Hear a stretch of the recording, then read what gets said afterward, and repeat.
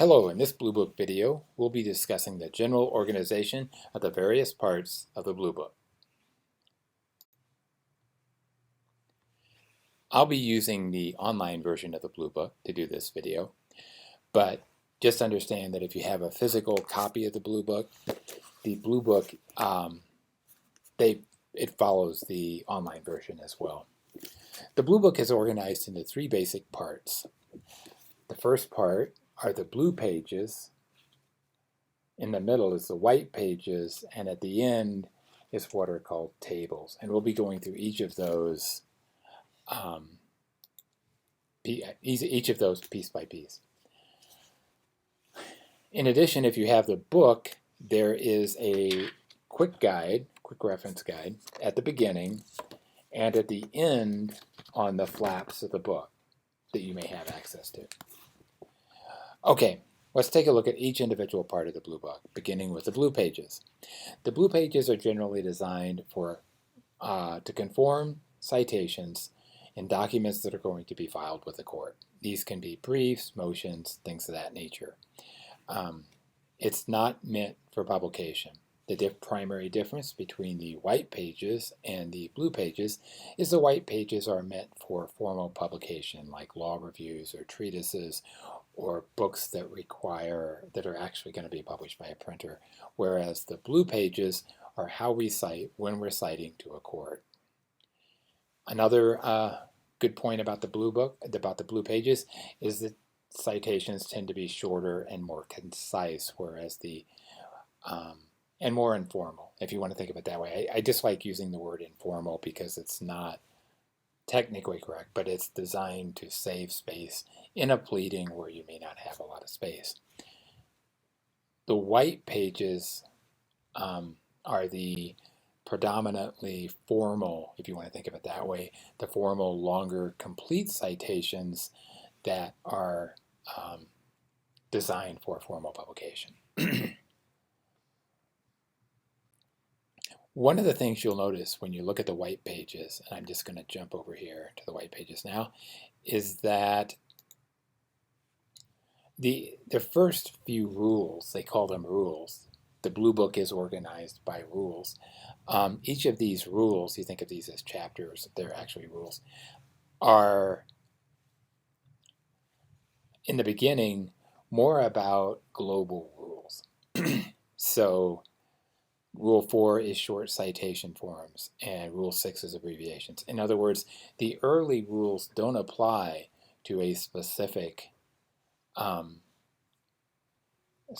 type of material like cases, constitutions, or statutes. They apply across all types of legal citations.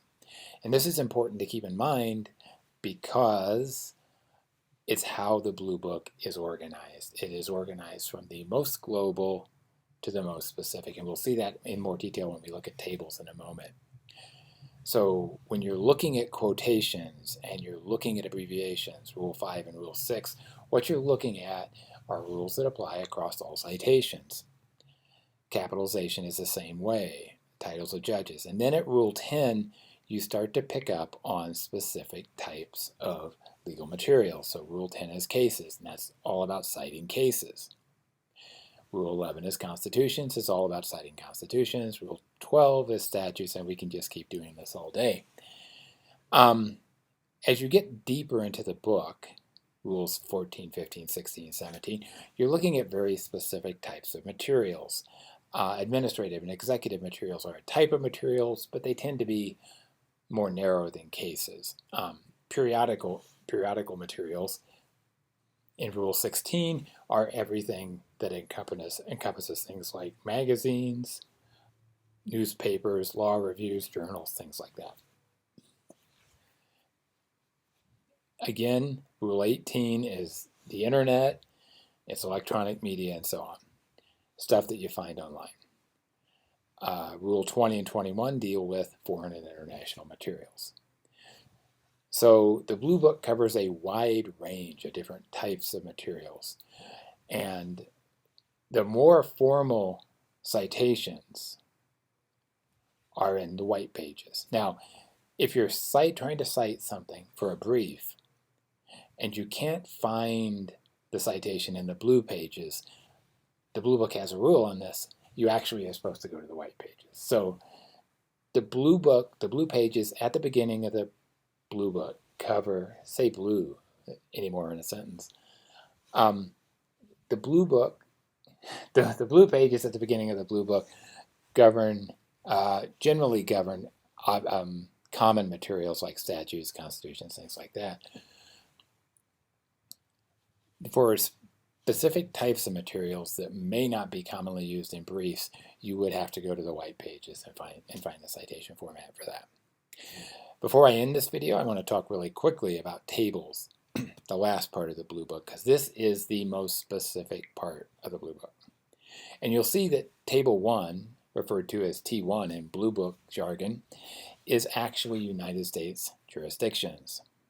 That's every state jurisdiction and the federal government in the United States.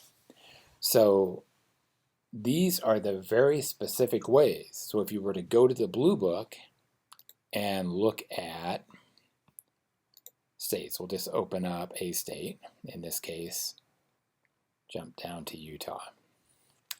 Okay, we open up Utah.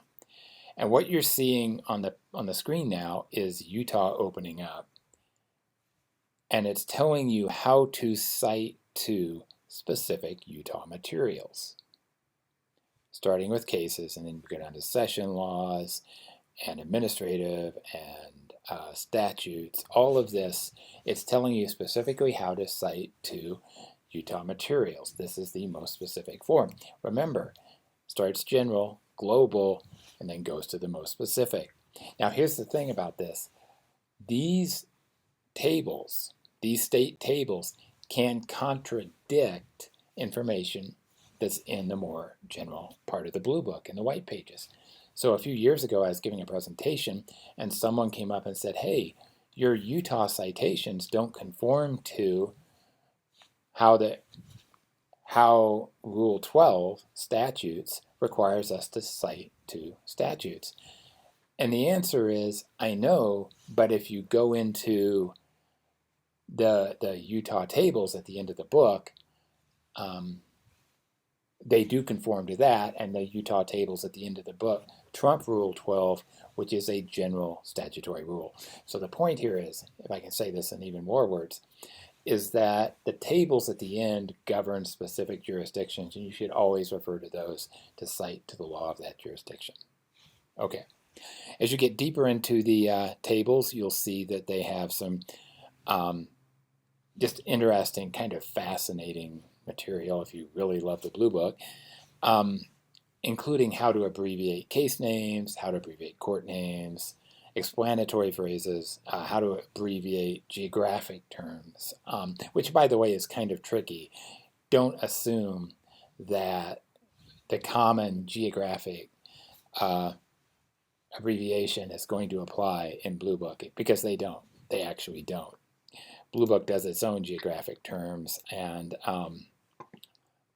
for example, they don't use, none of these are like the post office abbreviations or anything like that. It's so one of my favorite, just blow your mind contradictions, because I really don't understand this, is how Texas gets written like this, TEX abbreviation, but Idaho and Alaska get written out in their entirety. I don't have an explanation for this, and I don't think any sane person does. So that's the Blue Book. You check if you want to get the abbreviations right. If you want to be Blue Book perfect, you have to check the tables at the end. Okay, quick review, just to make sure you got it. Blue pages are for pleadings, briefs, things to be filed with the court.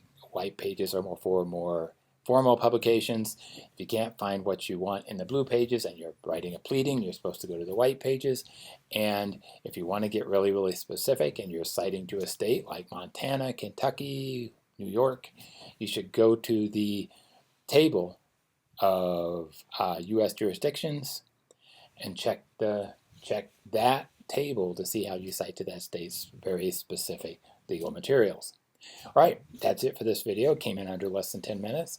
So this is an introduction, very basic introduction to the organization of the Blue Book.